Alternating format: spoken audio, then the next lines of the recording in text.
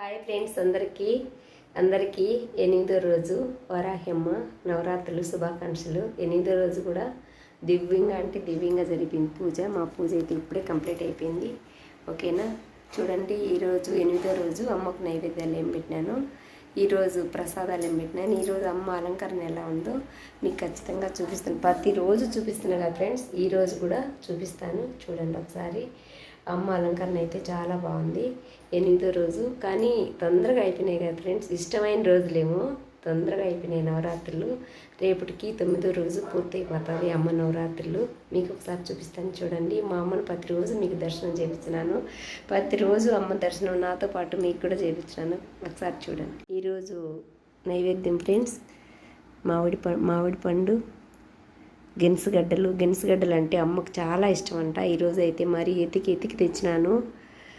గెనుసుగడ్డలు ఉడకబెట్టి గెనుసుగడ్డలు పెట్టినాను. అమ్మకు బెల్లం పొంగల్ చేసి పెట్టినాను.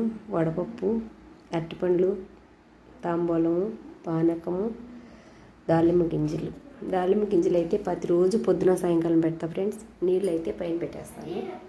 నీళ్ళు పైన ఇంకొక మామిడిపండు పెట్టిన. ఈరోజు పాలు పెట్టే అక్కడ ఇంకొక మామిడిపండు పెట్టినాను. ఈరోజు మా అమ్మకు నైవేద్యాలు ఈ ఫ్రెండ్స్. చూసినారా, రాజంపేట అంతా తిరిగిన ఫ్రెండ్స్. కోడిలో కూడా అడిగినాను. కందగడ్డ ఉంటే రేపు ఒక్కరోజు దీపం పెట్టుకున్నాం కందగడ్డలోను.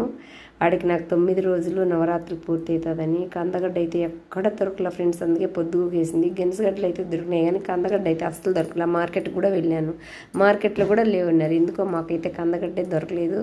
కానీ అంతా అమ్మ అనుగ్రహము. ఆమె చేయించుకోవాలనుకుంటే ఏదైనా కానీ అదే వచ్చేది, అదే జరుగుతుంది. అమ్మకు తెలియంది ఏమి లేదు ఫ్రెండ్స్.